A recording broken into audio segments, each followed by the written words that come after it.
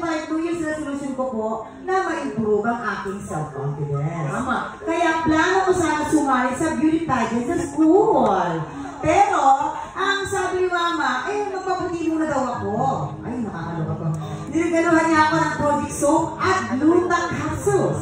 Ayaw kong gamitin kasi mas gusto ko sana i-embrace yung pagkamurena ko. Pero ang sabi kasi ni Mama, mas may chance daw manalo kung mapuputi.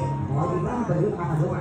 Matigas pa ang ulo ko kung hindi ako susunod. Honestly, ako din naman, parang dumating din naman sa point na akala ko hindi ko love or hindi maganda yung balat ko. So, nag-try din ako niyan, nung bata ako.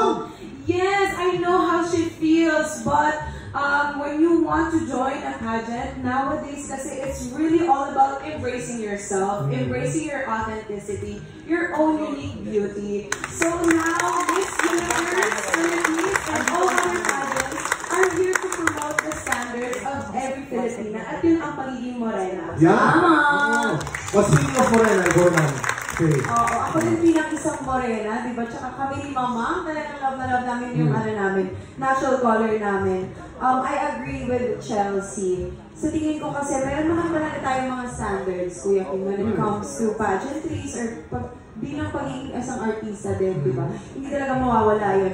Pero you should come as you are, kung sino ka. Dapat i-celebrate mo yung uniqueness mo kung sino ka talaga. Kasi kapag confident ka sa sarili na meron ka, ma-inspire mo pa yung mga ibang tao, ibang mga kabataan na to push forward. At saka progressive na kuya ang generation ngayon, di ba? Hindi na uso yung maputi-maputi lang. Kahit sino, you can be beautiful kung pakiramdam mo maganda ka.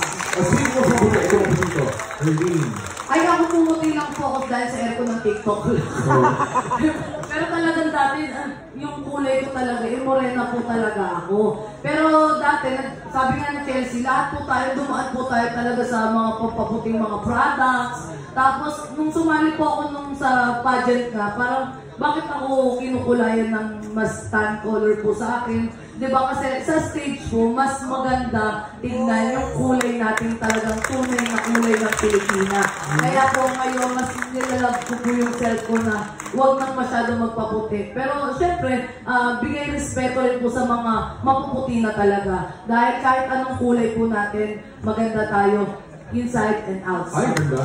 Ganda!